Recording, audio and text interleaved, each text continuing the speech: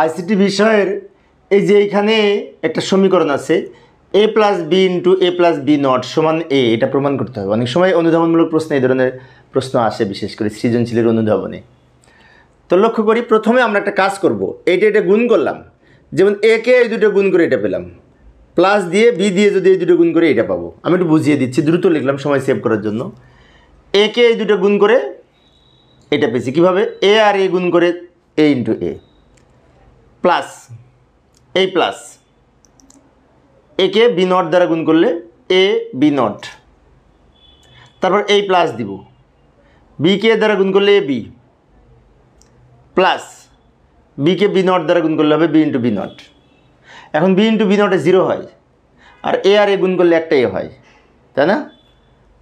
পরের লাইনে আমরা এইভাবে লিখতে পারি, এটার মান এ প্লাস এটার মান যা আছে রেখে দিলাম, এটার যা আছে রেখে দিলাম, এখানে 1 হবে বা 0 হবে, সরি এখানে 0 হবে। এই যে A B into B not সমান 0, এ ইন্টু এ নট সমান 0, বি ইন্টু বি নট সমান 0।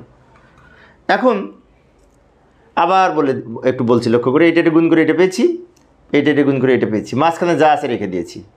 এখন এখানে আছে, এখানে আছে, এখানে আছে, 3টা এ থেকে একটা এ কমন নিতে পারি, 3 জায়গা থেকে একটা এ কমন নিতে পারি। তো লক্ষ্য করি, এই যে এ যদি কমন নিই তাহলে এখানে থেকে 1, এ কে দ্বারা ভাগ করলে 1 প্লাস এখান থেকে বি নট প্লাস এখান থেকে বি, আর 0 তো মূল্য নাই।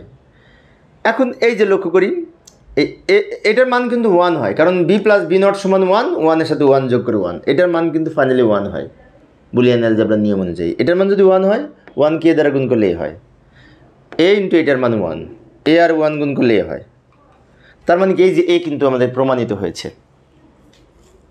এইভাবে আমরা প্রমাণ করে দেখাতে পারি যে এটা সমান এ।